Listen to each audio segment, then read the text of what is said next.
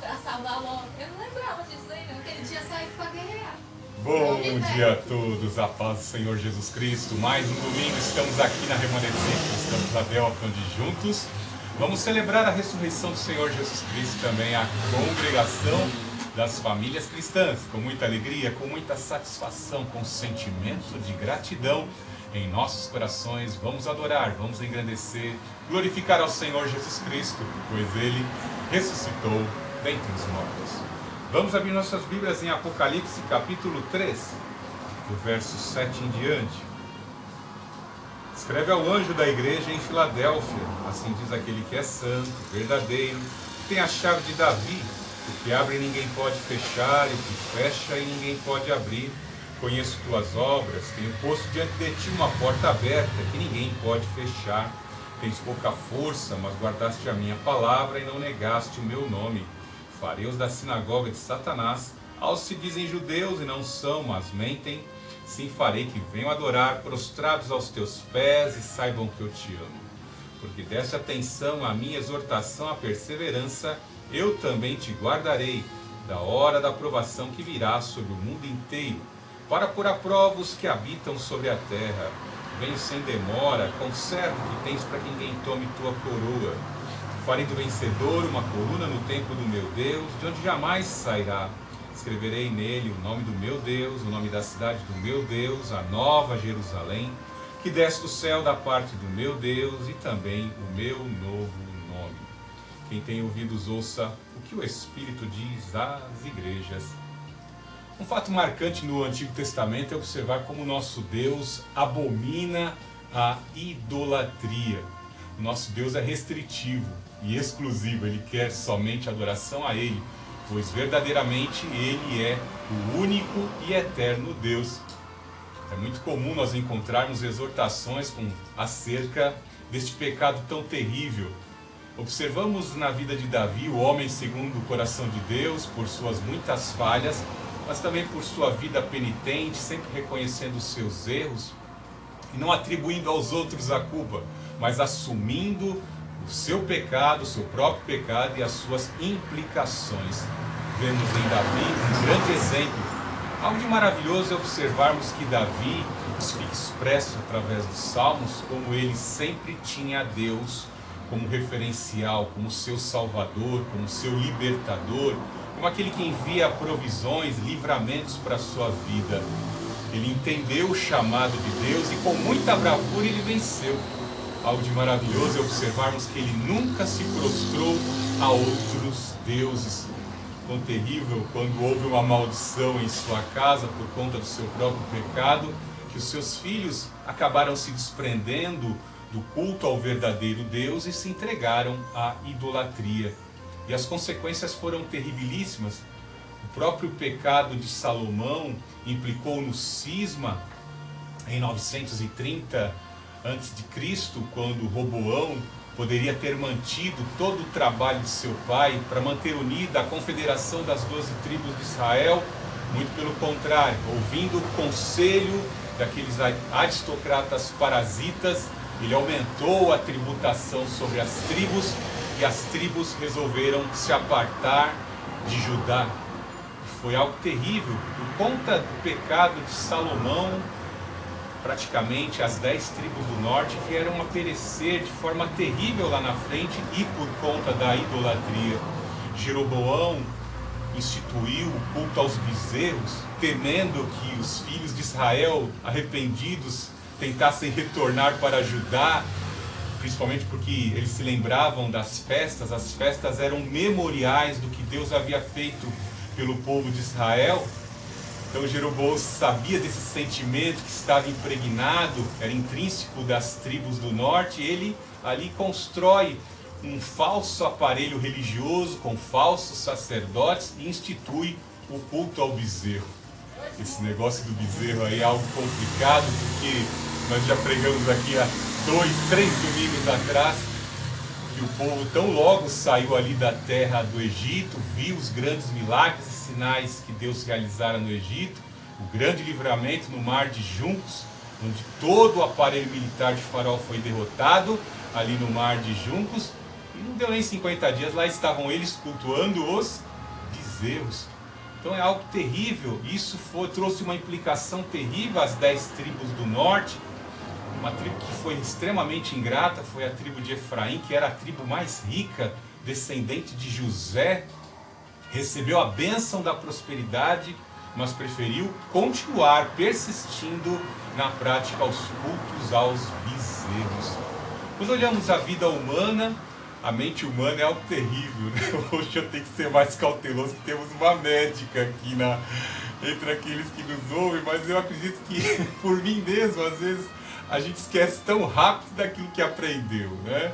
Às vezes eu estou fazendo uma leitura, às vezes não adianta ter pressa para fazer a leitura tem que ser aproveitável, mas a gente só consegue, parece que absorver, durante 6 segundos você mantém a concentração, passados 6 segundos você já esquece o que leu no início da página, né? Bem assim, o povo de Israel se esquecia rapidamente dos feitos do Senhor.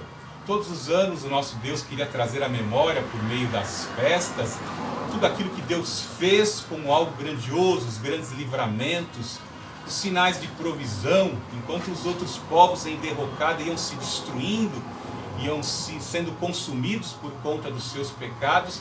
Israel permanecia por conta desta adoração ao Deus verdadeiro. Uma exortação notória e algo de muito interessante, que Moisés não foi permitido que ele entrasse na terra prometida, e ali nas margens, na fronteira entre o que dividia a terra da promessa e as terras pagãs, ali no Rio Jordão, nas campinas de Moabe, mais propriamente dito, ele teceu alguns sermões, e esses sermões são os textos lá de Deuteronômio. Encontramos ali diversas mensagens, as últimas mensagens proferidas por Moisés e as exortações essenciais do Decálogo, da lei de Moisés. E essencial tocava-se neste referencial de não trocar, não se esqueçam do Deus de vossos pais, para que não caiais no engodo e não sejais destruído. Não é à toa que olhamos também no primeiro mandamento: amarás o Senhor teu Deus de todo o teu coração. Só a Ele adorarás, só a Ele prestarás culto.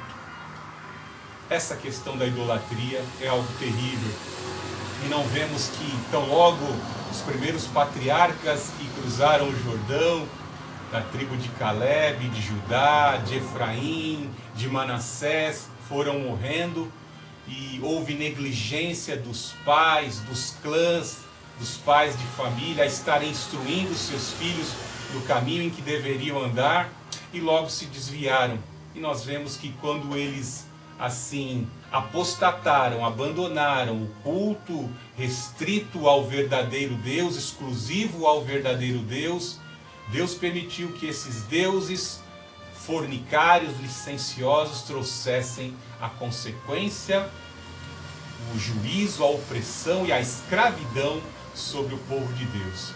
Tenhamos cuidado, né? Recentemente eu estava com a minha esposa do meu lado, nós estávamos ali vendo algumas coisas no Facebook. O meu Facebook está no smartphone da minha esposa, né?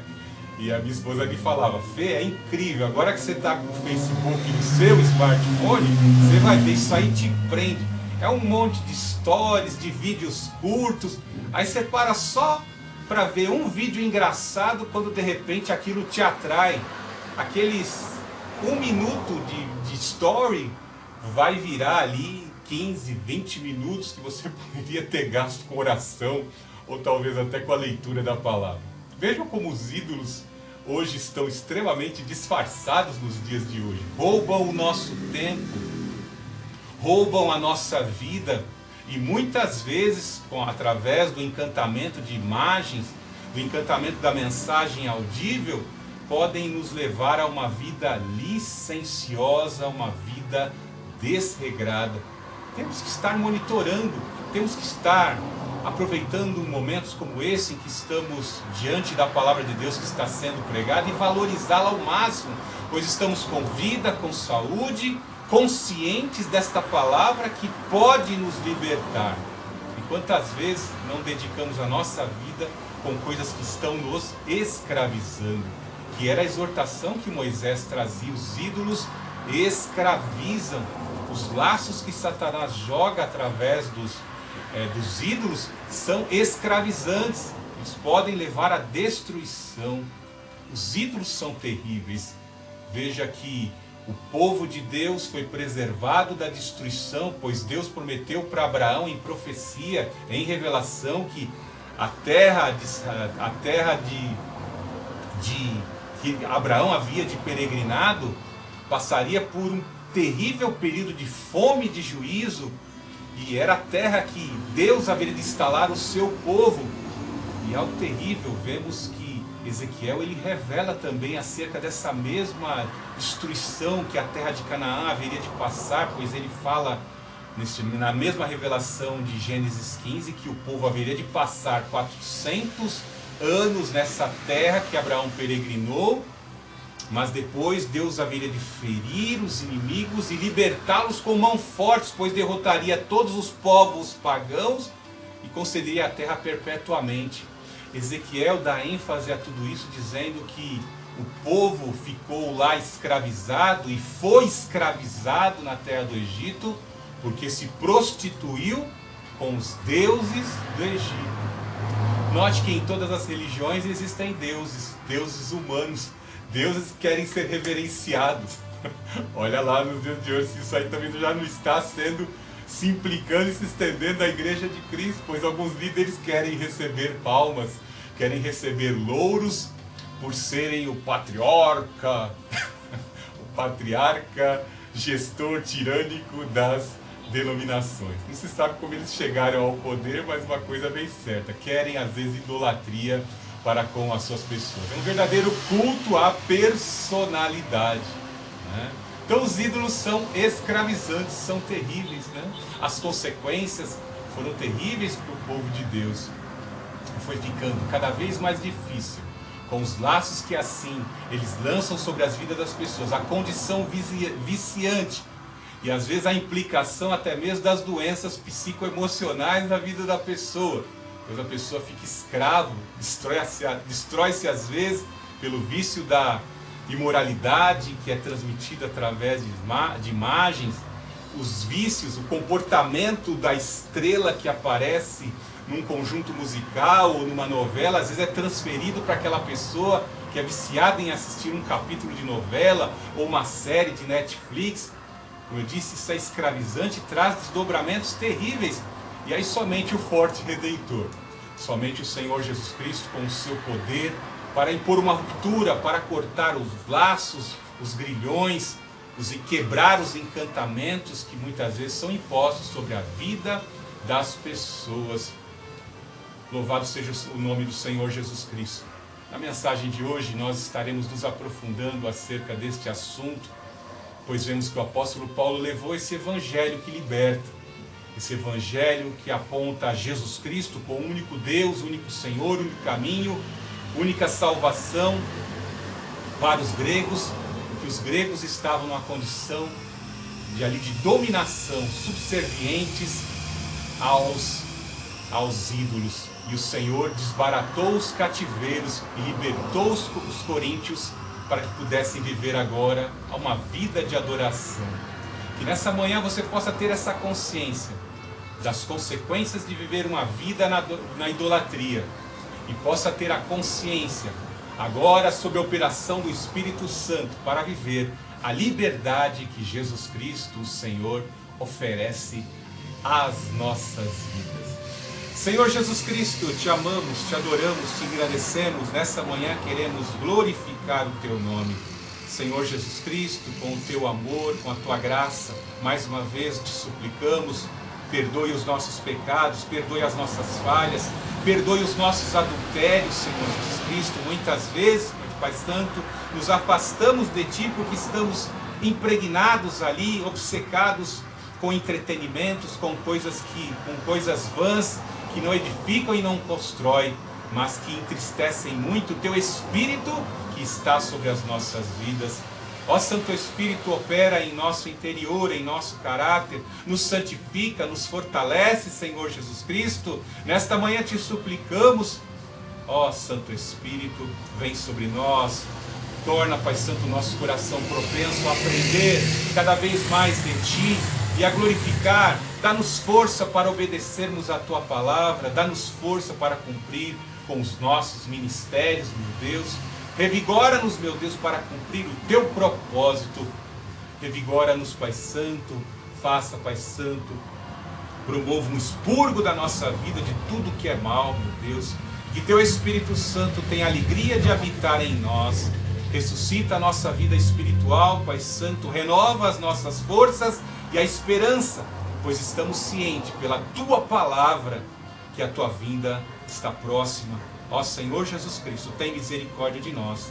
É em nome do Senhor Jesus Cristo que toda força operante das trevas, todo espírito enganador, que seja agora repreendido em nome do Senhor Jesus Cristo. Que as enfermidades sejam agora dissolvidas pelo poder que há em Jesus Cristo, o médico dos médicos. Ó Santo Espírito, opera em nossas vidas, te suplicamos nessa manhã.